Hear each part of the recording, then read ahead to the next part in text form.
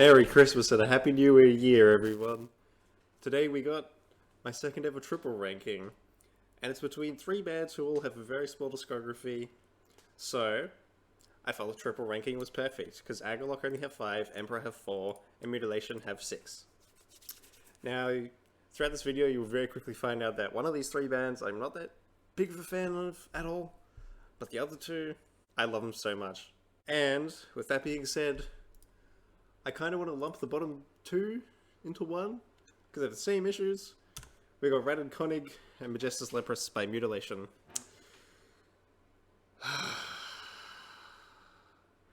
Both of these albums were about 50 minutes long. They were not that varied at all. They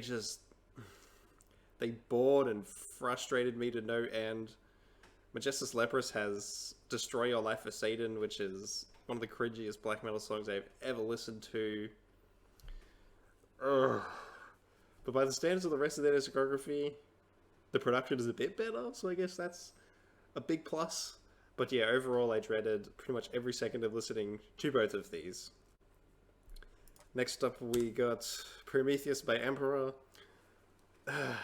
This was around the time where there was a lot of tension in the band. Isan was writing pretty much all the music, and he was starting to struggle at this point. Yeah, this album just kind of blends together for me. I listened to it 2, 3, 4 times, and each time there wasn't really any songs that I picked out at all. It was just Emperor phoning it in for one last time. Man, it's such a shame that we never got anything more. And I'm actually seeing them in a couple of months. I'm extremely excited. And rounding out the worst by each band, we got The Serpent and the Sphere by Agalloch. Once again, just like the previous one, that of course being the one by Emperor, it just felt like they were fading out. Now, Agalloch loves to repeat a lot of stuff in their music. Sometimes it works, and sometimes it really doesn't for me. And across pretty much this whole album, it just doesn't work. I was just like, forwarding the songs. Just like, guys, move on to something else. This is just, ugh, no. But every single other Agalloch album, I could pick out songs and be like, yes, this is great, and listen to them in isolation and have a really good time. And much like Prometheus, I've listened to this one many, many times, and each time I was just like, it's not doing it for me. Next up, we got Nine Equilibrium by Emperor. This is getting into the period of the list where I could probably listen to these again. Oh, Jesus. Again, and have a decent enough time. But what puts it above the other 4 is it does have a couple of songs they pick out. Curse You Old Men is a really great one. And there's another one which I can't remember the name of, which I'll put there. I'm probably going to do that a lot. I have 15 albums to go through across 3 bands. Give me a break, guys. But yeah, it's definitely a giant step down from the black metal classics, which are In the Nightside Eclipse and Anthems to the Welcome at Dusk, which we'll get to much, much, much later on.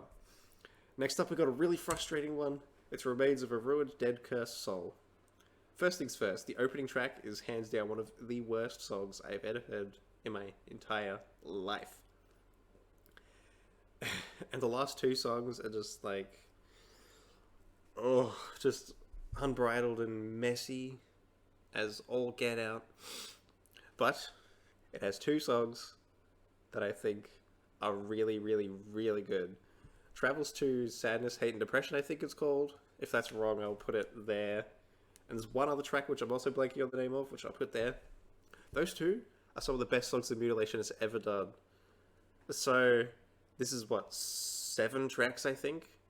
It's got 2 that I love, and then the rest I can take or leave. So that weighs it down a lot. Next up, Black Millennium by Mutiilaiton. It's a similar story. It has 2 songs that I love, and I can pick out and casually listen to. And then the rest is kind of blend together. There's one song that's like an acoustic-y, dare I say, dark ambient kind of song. That's a good one. New False Prophet has got a really good use of fast and slow, but overall it's not a song I'm that crazy about. And yeah, they both have the same issues. They both have 2 songs that I love, and then the rest I can take or leave. Next up, we got Pale Folklore by Agalloch. This is a brilliant debut. Like, they just came out swinging and nailed it. It's got the three-part She Painted Fire Across the Sky line, I think that song is called. That is a great 18-minute song. And Pale Winter Days, I think it's called. That is a great one too. And yeah, it's just overall an album that is great to listen to front to back. And next up, we got another very solid debut. We got, what's it called? Vampires of Black Imperial Blood. The opening track to this is hands down one of the best black metal songs I've ever heard in my whole life, man.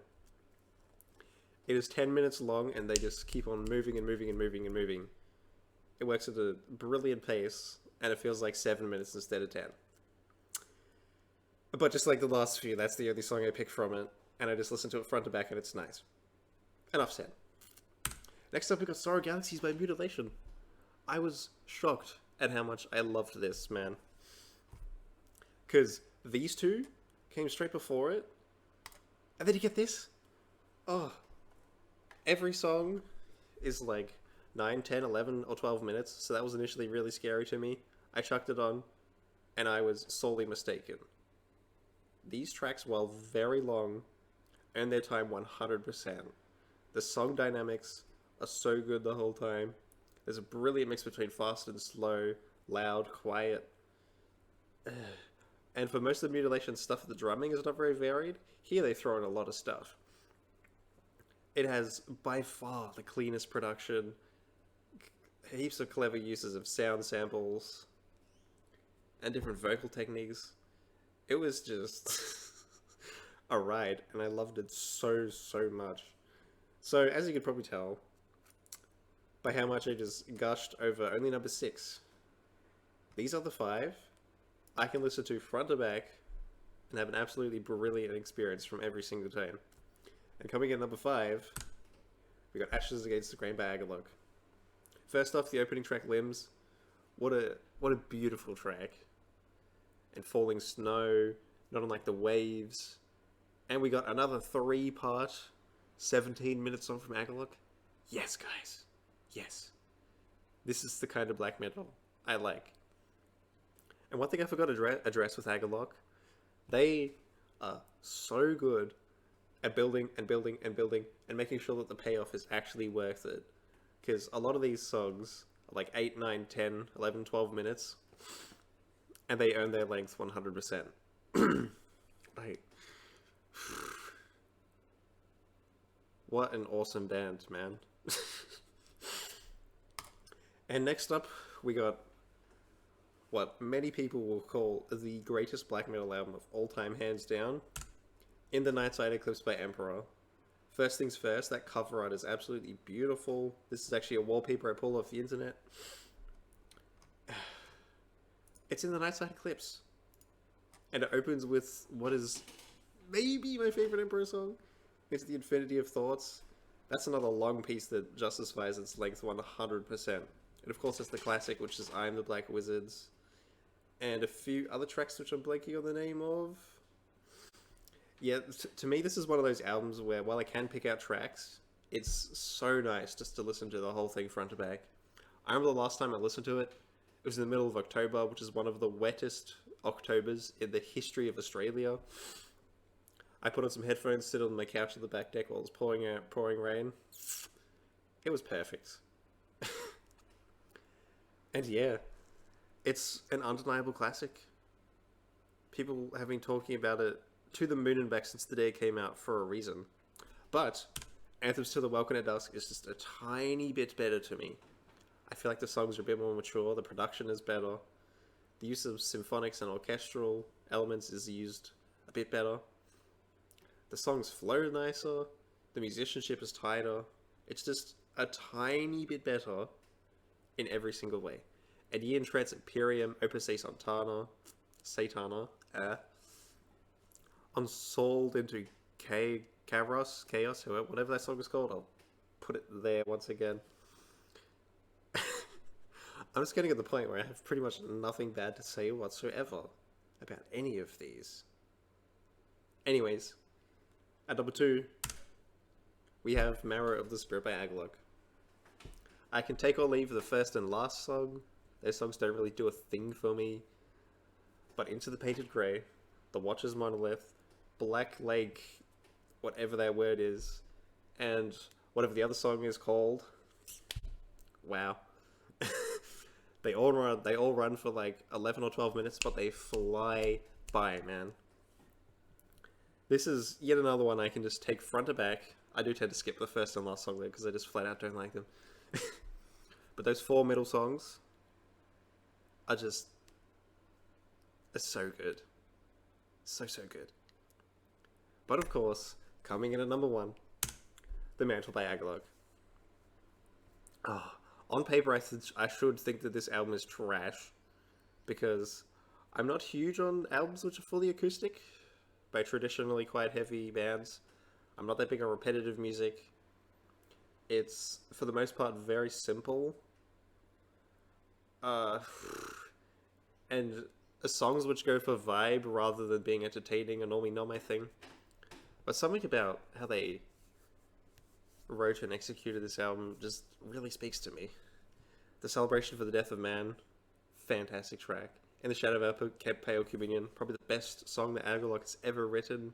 Odal, The Wooden Doors, and The Great God Death of the Earth, the Desolation Song, The Lodge, The Hawthorne Passage. I can listen to literally any track here and have an absolutely brilliant time. The Mantle is, funnily enough, becoming one of my absolute favorite albums of all time. And I love it, man. Last year alone, I listened to it like 7 or 8 times. So guys, that is the end of the ranking. If you want to put yourself up to the task of ranking all of these, I would love to see your list. And since this is my first video of the year, except for my brand new song which came out a couple of days ago, tell me what you did for Christmas and New Year's, because I would like to see that. And with all that being said, I will see you in the next one.